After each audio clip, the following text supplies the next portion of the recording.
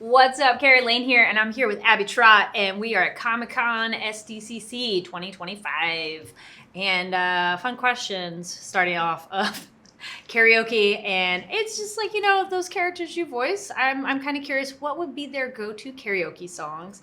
And let's kick it off with Don Da Don. The new season just started, and you are the Banff leading lady on that. We got Momo. What would be her go-to karaoke song? Ooh, I feel like Momo would want to scream some Yes. metal or something, or I don't know, maybe Rage Against the Machine. I don't know. I'm gonna say baby metal just to keep with the Japanese theme. Yes. Yeah. Do you have any? I like that, and I was gonna say they did a collab. Baby Metal did one with Electric Callboy, which is a German heavy metal band. Oh, okay. And it's like dance and heavy metal. That's kind of perfect. It's really fun. I can see that. Yeah. What about April O'Neil?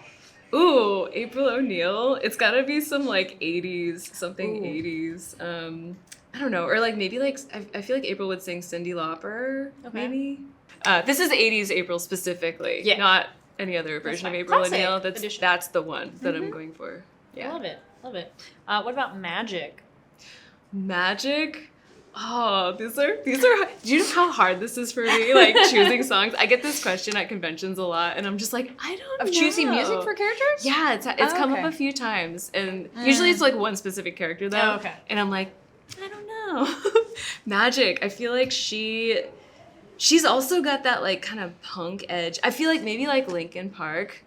She'd be breaking the habit, but she doesn't like to sing in front of people because it's she's too cool. So yeah, that's fair. She'd be a Gretsuko in her own private little box of I don't need people to know. Right? Yeah. She's nerding out singing in her own karaoke room, but I feel in front of other people she'd be I'm not doing that. That's fair. What about Wonder Woman? She just sang her own theme song. Yeah.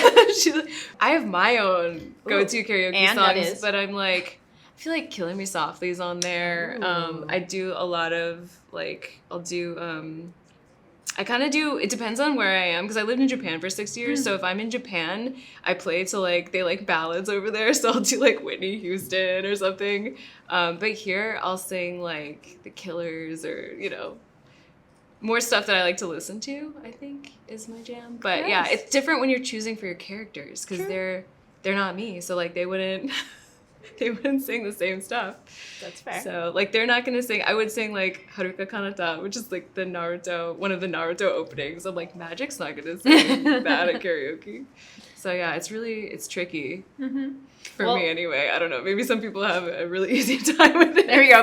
Leave a comment. What would these characters sing? Yeah, I love it. Yeah. Well, this one I'd say is a little tricky because we don't get her talking that much, but maybe a little bit more down the line. What about from Demon Slayer? We have a character that yeah, Nezuko would probably she would sing some K-pop Demon Hunters. Yes! Takedown. And then what about with the Animaniacs? Oh, I voiced Ellie Sattler in that. So what would Laura Dern sing? What would Laura Dern's character sing? She's kind of a nerd. I feel like she would. You know what's funny? Actually, me and my friends, we did a dinosaur kind of a cover called "Save the Dinosaurs," about Jurassic Park years ago. She would sing that probably. All right, a little more easier-ish questions, but maybe not. What is your controversial geek opinion? Controversial geek opinion. Or a hot take. I don't know if it's controversial, but I keep plugging my love for Larvitar. He's not everyone's favorite Pokemon. And there's not nearly enough Larvitar fans in the world. I don't understand why, because he's the best Pokemon. And why is he the best? Because he just thinks he's such a tough guy, but he's just this little nugget. And he okay, I fell in love with Larvitar when I started playing Pokemon Go. Okay. And the way they animate Larvitar is they have this little swagger. It's the funniest thing in the world to me. And I was look at them. They think they're gonna fight, but they're just cute is all it is. I think I have a thing for little busters that think they're tough. That's my jam. And Larvitar is the epitome of that in my mind. It's also super cute. Yes. They're super cute. But Pikachu, Eevee, they get all the love. Mm-hmm. It's not fair. You need to distribute it. I need more Larvitar merch is the only problem. They need to make more Larvitar stuff, and it'll never happen unless the fandom increases. So I'm here to plug Larvitar. That's why I'm here actually today. I don't voice Larvitar. I just love Larvitar. I just want to plug him. So yeah. Well, one of the other exciting things that's happening at Comic-Con this weekend is Demon Slayer is in Hall H, which is huge. If you don't know, Hall H is ginormous, and to have an anime there, what does that mean to you to be part of that franchise and to have that anime in Hall H? It's so crazy to me that there's an anime panel in Hall H. I've waited my entire life for this day. No, I've been an anime fan since I was, probably in like 6th grade, just a kid. And it wasn't anywhere near as popular when I was growing up. And so now to see the level of, like, there's a giant Demon Slayer poster on a building out there. It's crazy. And then Hall H is like just a very special, renowned kind of, like, when you have a Hall H panel, like, you've made it, man. Like, that's a big deal. And Demon Slayer is going to be doing a panel in there. I can't believe it. I'm so excited because Lisa's going to be there. And I'm a big fan. And it's kind of a mix. So, like, Alex Lee's on the panel, and then Natsuki Hanai is going to be there. So it's like a little bit of a mix of the English and Japanese, and like it's gonna be awesome. I'm super excited. Do you ever sing? Well, you mentioned Japanese. Do you ever sing any of Lisa's songs? I was trying to learn Gurenge. Okay. It's really hard. There's no way I could sing it right now after screaming all night. Yeah. But the part that I keep getting stuck on is like the rap part. It's tricky. You're like, hold on. So, but I've been working on that as my next karaoke song in Japanese.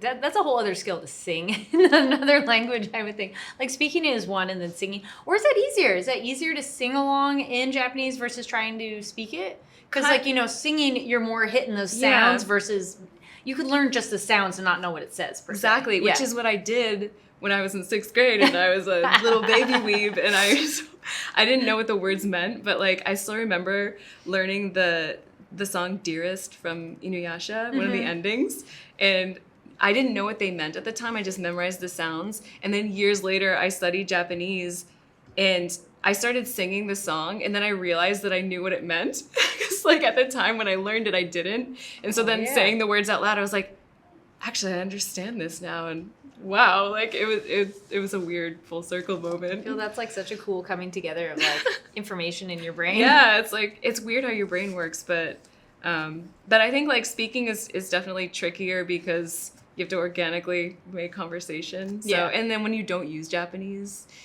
it fades. And I had a friend come up to me today on the floor and spoke a little Japanese to me, and I was like, oh yeah, like I have to use this to be able to talk. But any opportunity I have, I'm like trying to use Japanese. Sugoi. Sugoi ne.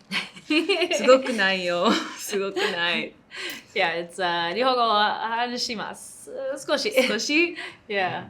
This is a big mistake. No one ever do this. I studied in college French, Mandarin Chinese, and Japanese all at the same time one semester. Oh no. Yeah, it was rough, especially when I was in so my Japanese teacher, like, she told me not to do that. So I didn't tell her that I signed up for Chinese. And then in class, I would sometimes, because the kanji is the same in a lot of circumstances. I would start saying like the Chinese reading, and she would be like, because there's a Japanese and Chinese reading in Japanese, but I would say it like the tonal, actual Chinese way, and it was not good. It was really hard. What was the like inspiration of, I want to do all three of these languages at the same time? I feel a normal, average person would be like, yo, one is hard enough. What made you go, I'm going to do three and hard ones too? I felt like I was on a timeline because I heard that like your brain is more plastic and able to learn languages when you're younger, which I don't know. To a certain extent, it's true. But I studied French I started studying French in like middle school, high school. And I wanted to just keep that up. And then when I got to college, they offered Japanese. And so I was like, oh man, was watching Naruto and trying to learn Japanese, and it wasn't working out for me. So I was like, I need to take a class where I can study grammar too. Yes. So I signed up for Japanese, and then I was loving that because I was also really interested in East Asian philosophy and culture. So I was taking like Japanese history and other classes too. Yeah. And then I was really interested in the Chinese language. I just love languages too. You're a polyglot. Because of the way it sounds, you know, like Chinese can sound so beautiful, and the tones like really interested me, because when I would hear people speak Chinese, my brain didn't know how to break it down. Sure. So I was like, I really want to study this and see what the language is about. So I was taking too many classes at the time. So I remember like working with a grad student, and I just had her like read me a textbook, and I would repeat after her, and that's how I learned Chinese for first year Chinese. And then I was able to jump into second year Chinese because I had a teacher who was so encouraging that, first of all, I was like, there's no way I could possibly take this class. I just had a person read a book to me and repeat after them. Like, but she was like the nicest, most supportive teacher, and she could tell that I really wanted to study Chinese. So she was like, just take the class. We'll work it out. It'll be great. And so she was like the reason that I was able to do that class, is because she was very like supportive and a great teacher. A great teacher makes a huge difference. Oh yeah. But yeah, learning 3 languages at once. Languages take so much time and so much effort that it's not a good idea. It's a lot of bandwidth up here. Yeah. All right. Well, then, fun question. We'll wrap things up too. So, Comic-Con is for the fans. What is something you're a fan of? Well, clearly languages. Besides Larvitar. Besides languages. I'm a fan of a lot of things, actually. Okay, yeah. Like, I love Star Wars, Star Trek. I'm into the Marvel stuff. I'm into some of the DC stuff. Like, a lot of the things out there I'm here for. One of the things that I love the most about Comic-Con, though, is the original art. So, like, it's not IP. It's, like, artists are just there doing their thing. And so you can find a lot of really cool stuff at Comic-Con. And there's, like, one booth out there. I'm going to plug one artist. I can't remember his name, but he carves these jack-o'-lanterns out of wood and paints them. And have you seen them? Yes. They're so cool. He does art, too, right? Yeah. Yes. Yeah. I just love that stuff. Like this, yes. It's obviously like their original work and their aesthetic, and like that unique bit of, that's what I love about Comic-Con, is everyone's got their own, like all those artists out there have their own style and they're doing their own thing. Awesome. Well, thank you so much, and thanks for playing along with all the things and going with the... Sorry, I'm bad at choosing songs. No. You were so good. It was great. It was very fun. Okay. I'm glad to talk to you. Thank you. Good to see you as always. Hey, thanks for watching us on the Beats YouTube channel, coming to you from the Seven Galaxies. Smash that like button and don't forget to subscribe.